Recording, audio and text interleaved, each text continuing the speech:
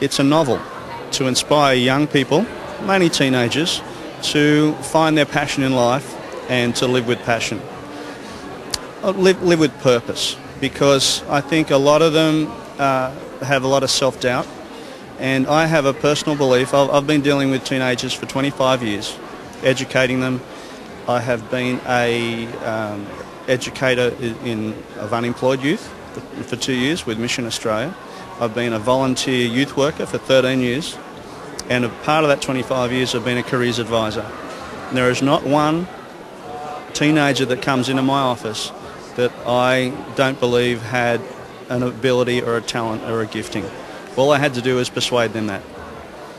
So I don't know if you call it a gift, but I just have this incredible faith in young people and what they can do and their potential. So I thought that in honour of young people, I wanted to contribute something back to them. I have learnt many principles over the years. I've been to personal help conferences and talks, and many people. I've spent a lot of money doing it for my own personal growth, but I thought, why not contribute back to their lives to impact the next generation? And hopefully, I believe, if they buy this book, I believe they will benefit from it. Now, what I have done is to entice them to read it, because a lot of young people don't like reading, full stop, and they don't like reading theory. So what I've done is intermingled self-help principles through a story. So they can become engrossed in the story, and without them realising it, they're learning self-help principles. What the whole story, it starts off with 4 young people. They meet at kindergarten. They all sit at the same seat in a little village, coastal village. It just so happens I grew up in a little coastal village, so I can picture it. And they meet each other and they grow up through their teenage years.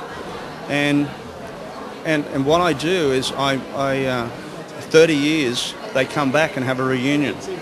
So they reminisce about what happened when they went through their teenage years, and they discuss all the topics.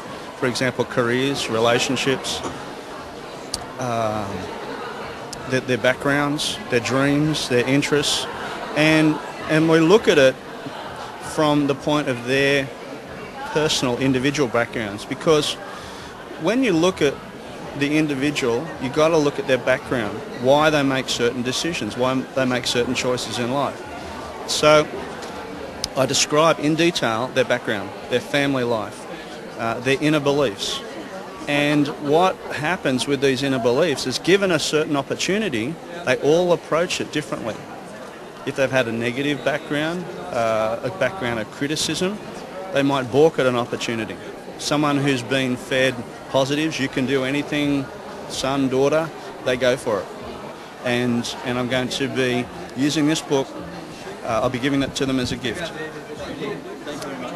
They'll get this as a gift, because the principles in this will help them to fulfill their future as a career. I can tell them, we can do computer assessments, and they can find out, well, these are the top areas that they can go into. But they've got to have an inner belief that says, yes, I can do that. They'll be inspired, they'll be encouraged, and they'll be empowered.